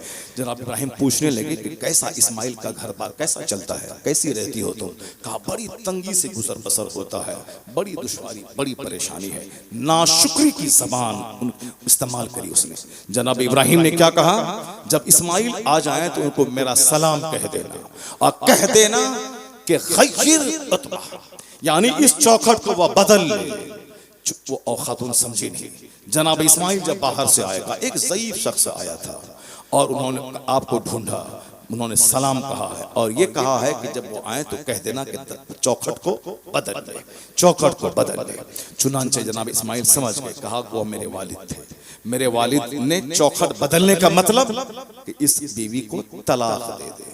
ये औरत जो नाशुक्री की जबान इस्तेमाल कर रही है, बड़ी तंगी से गुजर बसर हो रहा है, उसी औरत की नस्ल से दुनिया के सारे मुतवक्किलीन का बादशाह अपनी जिंदगी के चंद दिनों को खुशहाल बनाने के लिए जो जबान इस्तेमाल कर रही है वो कैसी है, वो सबको मालूम है। शौहर से लड़ाई, शौहर के मुंह पे शिकायत, शौहर की गैर मौजूदगी में उनके दिन भर का यही वजीफा है। न दुरूद, न कलमा, न तिलावत, न दुआ, न मुसल्ले पे बैठ के 1 घंटा रह के इस्तिगफार नहीं, सिर्फ एक ही है, ये खर्च नहीं देता है। हम फंस गए हैं, मेरे बाप ने फंसा दिया है, ये ठीक नहीं है। बच्चों के सामने सबसे ज्यादा एहसान औरत पर मर्द का होता है, क्योंकि वह रानी बन के घर में है, मर्द ही कमाता खिलाता है, घर में रानी बना के रखता है। या दिल्ली में रेडी ढोता है, उसको रानी बना के रखता है, या खेत में हल चलाता है, रानी बना के रखता है। अब सबसे ज्यादा लड़ाई औरत की उसी शौहर से होती है। ये कमजोरी औरत की अगर खत्म हो जाए, वह तो सर पे बैठ के राज करे, वो तो दिल में हुकूमत करे, उनके पांव के नीचे शौहर तो अपना दिल बिछा दे। सबसे बेस्ट क्वालिटी औरत की है जो सब्र करने वाली हो, शुक्र अदा करने वाली हो, शौहर की किसी हाल में तौहीन नहीं करने वाली हो, शौहर की तौहीन नहीं करने वाली है औरत की बेस्ट क्वालिटी। और इसमें 99 औरतें फेल हैं। शौहर की तौहीन, शौहर को डिमोरलाइज करना, शौहर की शिकायत, यही उनकी जिंदगी का सबसे बड़ा कमाल है। बाकी दूसरा पॉइंट हो कि ना हो, मगर इस सबसे बड़ा कमाल उसका यही समझती है कि इनको दबा कर रखना, डैमेज कर रखना, गाली देना, माँ को फोन करके 1 दर्जन शिकायत उनकी करना। एक कमजोर बच्चा, बेहया, बेशरम, सेहत खराब, जबान खराब, सोच खराब, आलिमों से चिढ़ने वाला बच्चा, मदरसे से दूर, इबादत में दिलचस्पी नहीं, इसीलिए कि वह जमीन खराब है। मरी हुई जमीन से मरा हुआ, मरी हुई फसल पैदा होती है, एक मरे हुए दरख्त से मरा हुआ फल पैदा होता है। जैसी जमीन वैसी फसल। अल्लाह ने महबूबे ज़ीवक़ार जो अरब को हिला दे, जो अजम को हिला दे, ईरान और रूम की ताकतों को जो सर निगू कर दे, जिसका सिक्का क़यामत तक चलेगा। पहले के पैगंबर एक इलाके में आए, एक इलाके तक रहे, इज़हार दीन यानी दीन इस्लाम को गालिब कर देना, सामने वाले दुश्मनों को पछाड़ देना, इस्लाम का झंडा गाड़ देना, ये काम हुजूर के हाथों में होना था। पहले 1,24,000 पैगंबर आए, सबका मानने वाला 10, किसी का मानने वाला 100, किसी के मानने वाला 3। मस्जिद तक ही इस्लाम महदूद रहा, लेकिन इस्लाम अब मस्जिदों से निकलकर इस्लामिक जुडिशरी होगी, इस्लामिक एडमिनिस्ट्रेशन होगा, इस्लामी सल्तनत होगी, इस्लामी खुलाफा होंगे, इस्लामी फौज होगी। उसके लिए फौज चाहिए, उसके लिए मुजाहिद कौम चाहिए, उसके लिए मालूमात का खजाना रखने वाला हाकिम चाहिए। यमन का हाकिम कौन बनेगा, मक्के का हाकिम कौन बनेगा, बहरीन का हाकिम कौन बनेगा, हिंदुस्तान का हाकिम कौन बनेगा। यानी इस्लाम को इसलिए अल्लाह ने महबूब को भेजा ताकि इस्लाम को गालिब कर दे, लियुज़हिरहु अलद्दीन कुल्ली, ताकि सारे मज़ाहिब पे इस्लाम को गलबा दे दे। तो गलबा देने के लिए इल्म भी चाहिए, ताकत भी चाहिए, हिकमत भी चाहिए। रात के सन्नाटे में हिजरत करना है तो दिन के उजाले में मैदान बद्र में लड़ाई भी करना है। और अगर ग़ज़वे खंदक को खंदक खोद के दुश्मन से लड़ना है, उहद की वादी में जाके दुश्मनों की आंखों में आंखें डाल के लड़ना है। अमन का हाल ये कि दुश्मन गाली दे, सबर का घोंट पी के रह जाना है। अज़ातियात पे हमला हो, कोई जवाब नहीं, मजनू है, पागल है, कोई जवाब नहीं। इस्लाम पे अटैक हो तो सरकारे दो जहां का तेवर खतरनाक हो जाता था। तो अब जब पूरी दुनिया में इस्लाम गालिब मजहब होगा, उसके लिए तो मजबूत ताकत चाहिए, मजबूत टीम चाहिए। सहाबा कराम की टीम, हुजूर के पर्दा फरमा जाने के बाद जो सहाबा की टीम बनेगी वह मजबूत टीम चाहिए, जिसमें हाकिम भी हो, बड़े फाइटर भी हो, रूलर भी हो, एडमिनिस्ट्रेटर भी हो, मुअल्लिम भी हो, फकीह भी हो। यानी after the death of the holy prophet the sterile earth of Arabia it seems that it has been converted by magic into the nursery of heroes. Doctor Philip Hitti Europe का Christian वो कहता है, ऐसा लगता है कि इस्लाम के पैगंबर के विसाल के बाद अरब की धरती बहादुरों की नर्सरी में तब्दील हो गई है। यानी खुद न थे जो राह पे औरों के हादी बन गए, क्या नजर थी जिसने मुर्दों को मसीहा कर दिया। आप दोनों सर हिलाइए, सिर्फ ऐसे हिलाइए और हिला करके बताइए कि सब हम जिंदा हैं, सुन रहे हैं। दिलवर को जबान से भी सुभान अल्लाह, अल्हम्दुलिल्लाह, माशा अल्लाह, वाह वाह, नोट भी है और होठ भी है, दोनों फेंकना है। और हमारे लिए सिर्फ सर हिला, ताकि मौलाना साहब समझे कि हम जगे हो, हम जगे हुए हैं। हाथ मत बांधिए, सर मत हिलाइए, आंखें फाड़ के मुझको देखिए, बस ये आखिरी पॉइंट है, बात खत्म, आखिरी पॉइंट। उसके बाद आप जानिए और खुश रहिए, आराम कीजिए, अपने घर में जाइए। बहुत हो गया, कोई दूसरा मुक़र्रिर मेरी जगह होता तो दिलबर भाई के 1 घंटा नात पढ़ने के बाद, आधी कुर्सी खाली होने के बाद, वो भी खाना पूरी नजराने को जायज़ करार देने के लिए आधा घंटा बात करके चला जाता, वो आधा घंटा बात करके चला जाता। मगर अल्हम्दुलिल्लाह, मगर मैंने जिस जुनून से मैं बरेली के स्टेज पर बोलता हूँ, उसी जुनून से मैंने यहाँ भी बोला है, सुभान अल्लाह। जिस तरह मैंने परसों कश्मीर में हजारों के ठाठे मारते हुए सैलाब को मैंने 2 घंटे तक खड़े होकर खिताब किया था 12वीं के जुलूस के दिन, उसी जुनून में मैं यहाँ भी बोला हूँ। ऐसा नहीं कि साहब मैं चला गया आपने, मैं बिल्कुल आहिस्ते आहिस्ते 10 मिनट बोलूँ और लाओ चलो, ऐसा नहीं। मेरी ख्वाहिश रहती है कि चाहे वहाँ कश्मीर ये दरभंगा वाला परसों पूरा 25,000 अकाउंट में डाल दिया था 1 महीना पहले ही, ताकि बंद जाए मौलाना साहब। हालांकि हमने मांगा नहीं था, उन्होंने पूरा फुल डाल दिया। पर उससे 1 दिन पहले वहाँ वाला कानपुर वाला 41,000 रुपये पूरा अकाउंट में 2 महीना पहले डाल दिया। डाल के बोला तक नहीं, वो जब मैंने देखा मैसेज बैंक का तब पता चला, अरे ये तो पूरा डाल दिया। मैंने बोला भी नहीं था उसको, मैंने कहा था सिर्फ टिकट उकट के लिए हवाई जहाज़ का कुछ भेज देना, ज़्यादा टोटल उसने डाल दिया।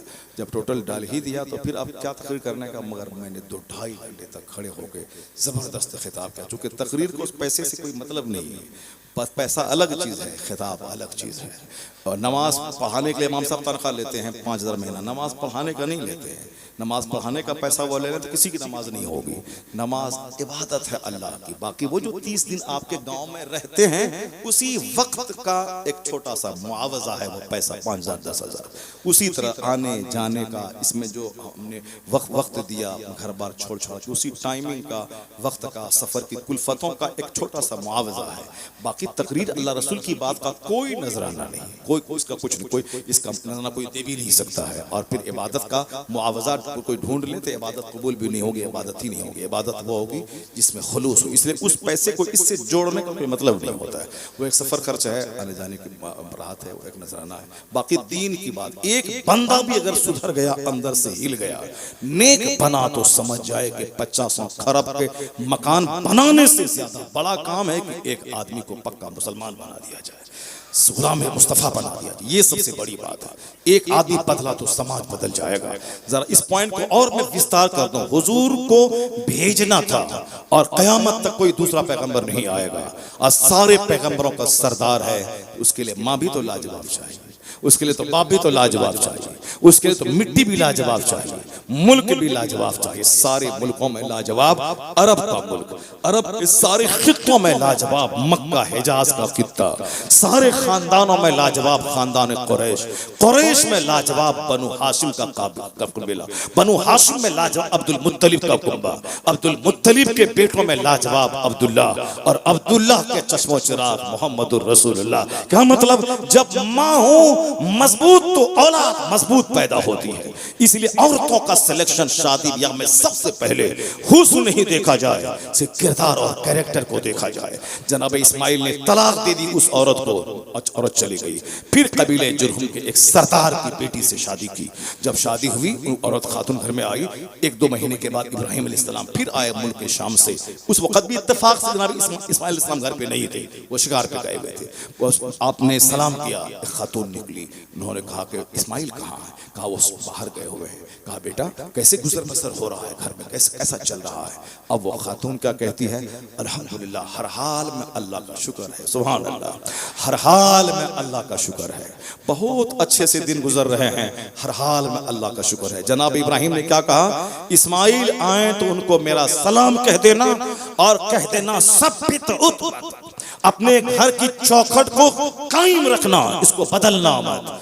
तो जब इस्माइल सलाम आए तो उन्होंने एक कहानी बताई। कहा वो मेरे बाप थे, उन्होंने ये कहा कि इस औरत को तलाक मत देना, साबित कदम रख अपने घर में रखना, क्योंकि मेरे वालिद थे। तो तुमने क्या कहा था? कहा मैंने ये कहा था। अल्लाह का शुक्र है, बड़े अच्छे से दिन गुजर रहे हैं, हर हाल में अल्लाह का शुक्र है। ऐसा नहीं कि 24 घंटे खाना पीना था, तंगियां तो थी, मगर हर हाल में अल्लाह का शुक्र है, अल्लाह का शुक्र है, बड़े अच्छे से दिन गुजर रहे हैं। कहा इसको साबित कदम रखना, जिसकी तामीर मां मजबूत हो, जिसको अल्लाह ने इंतजाम फरमाया। जनाब इब्राहिम ने अपने बेटे को एक कमजोर औरत को तलाक देने और एक मजबूत औरत को कायम रखने का पैगाम दिया। क्यों?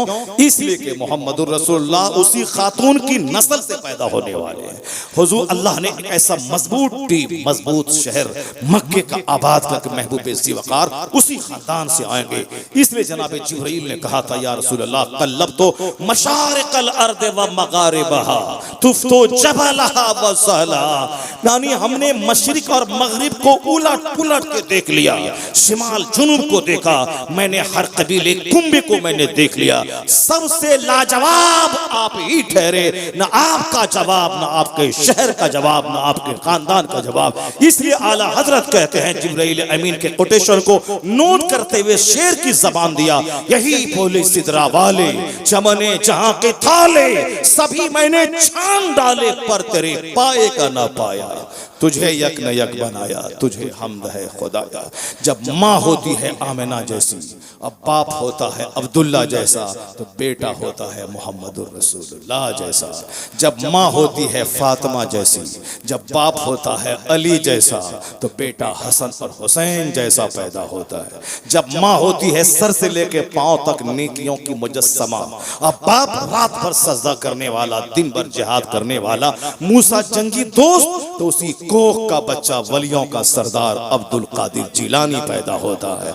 जब बाप हो सैयद गयासुद्दीन जैसा आबिद, माँ हो रात रात पर मुसल्ले पे बैठी रहने वाली, उसी कोख का बच्चा 90 लाख काफिरों को कलमा पढ़ाने वाला मोइनुद्दीन चिश्ती पैदा होता है।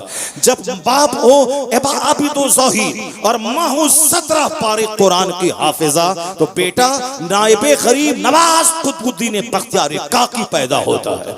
जब माँ हो सैयदा ज़ुलेखा जैसी 80 साल की उम्र में अजनबी मर्द ने सर के बाल को नहीं देखा, चेहरे को नहीं देखा, इबादत गुजार 80 साल की जाहिदा, और बाप हूँ सैयद अहमद अली बुखारवी जैसा आलिम मुत्तकी, तो बेटा महबूब इलाही निजामुद्दीन देहलवी पैदा होता है। जब बाप हूँ मुफ्ती नकी अली खां जैसा और माँ हूँ इबादत गुजार, तो बेटा अहमद रजा खां पैदा होता है।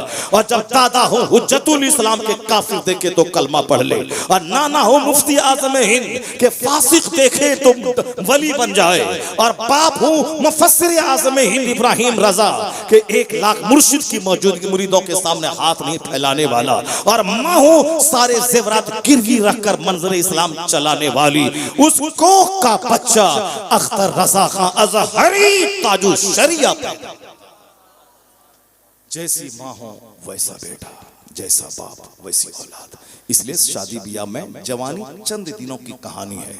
4 दिन का बुखार गोरा चेहरा काला कर देता है, 4 दिन का लूज मोशन गोरा चेहरा ब्लैक कर देता है। इसलिए जवानी आज है कल खत्म। किरदार की जवानी हमेशा कायम रहती है, अखलाक हमेशा कायम रहता है।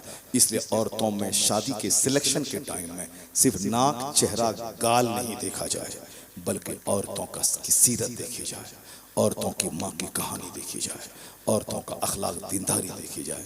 ये सिर्फ मत पूछे कि नीट निकाली कि नहीं, जेट जी की तैयारी हुई कि नहीं, क्या बोलता उसको, डीएलएड किया कि नहीं किया, ये सब मत पूछे। ये पूछे कि दरूद ताज याद है कि नहीं, दरूद इब्राहिम याद है कि नहीं, दुआए कुनूत याद है कि नहीं, आयतुल कुर्सी याद है कि नहीं, कुरान पाक की सूरह मुल्क जो अज़ाब कब्र से नजात देने वाली सूरत है वो याद है कि नहीं, सूरह यासीन याद है कि नहीं। ये पूछें। जिस दिन ये पूछने लगे उस दिन बेटा डकैत और गुटखाखोर नहीं पैदा होगा, उस दिन बेटा नमाजी कुतुब अब्दाल पैदा होगा। अगर गौसे आजम नहीं होगा गौसे आजम का गुलाम वली पैदा होगा।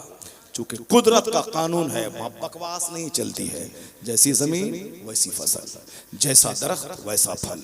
1 करोड़ तावीज अपने शराबी बेटे के बदन में डाल दें, वली नहीं बनेगा। आम का पेड़ है, 1 लाख तावीज डाल दें, सेब नहीं निकलेगा। कुदरत के कानून के खिलाफ है ये काम। जब आम के पेड़ में 1 लाख तावीज बांधने से सेब नहीं फलता है, तो जिसकी बुनियाद ही खराब हो उस बेटे के गले में 50 पीर का 50 तावीज डालने से कुछ नहीं होगा। कुदरत का कानून अपना काम करता है, कुदरत का कानून बदलता नहीं। ला तब्दील लिकलिमातिल्लाह। जैसी जमीन वैसी फसल, जैसा दरख्त वैसा फल, जैसा बीज वैसा। इसलिए बुजुर्गों की कहानी से अपनी जिंदगी में तब्दीली लाने की कोशिश करना है। एक सुन लिया, मजा ले लिया, खत्म हो गया। नहीं, आपके पास बेटा है, आप फैसला ले सकते हैं। 10 लाख 10 दिन में चुटकी खत्म, जेवर लाओ, बारात में स्कॉर्पियो लाओ, 100 खत्म, कपड़ा खरीदो खत्म। और अगर आपने कुछ नहीं लिया, 1 स्कॉर्पियो नहीं, सिर्फ 5 आदमी जाएगा, निकाह पढ़ के बेटी को लेकर, कोई कुछ नहीं बोलेगा। जो 10 लाख देगा वो 10 बात सुनाएगा, तो शादी ही में सब पैसे खर्च। तो क्या बचा? वही होंडी, फोहड़, चुड़ैल, काली कलोटी, सारी जिंदगी उसको देखते रहिए। पैसा खत्म हो रहा है। अगर आपने किरदार देखा, कुछ भी नहीं लिया, चंद दिन तकलीफ होगी, लेकिन नस्लें सुधर जाएंगी, नस्लें सुधर जाएंगी। अल्लाह तबारक व तआला हम सबों को शादी ब्याह के मौके पर आने वाली नस्ल पे रहम करते हुए सही फैसला लेने की तौफीक अता फरमाए। सरकार दो जहां की सुन्नतों पे अमल की तौफीक अता फरमाए। हमारे बाल बच्चों को दुरुस्त करने, अच्छी तरबियत की तौफीक अता फरमाए। अल्लाह हमें नमाज पंजगाना का पाबंद बनने की तौफीक अता फरमाए। जलसा जुलूस को आने वाली नस्लों के लिए एक मालूमात का खजाना बनाने की तौफीक अता फरमाए। आमीन। व आखिर दावाना अनिल हम्दुलिल्लाहि रब्बिल आलमीन। अस्सलामु अलैकुम।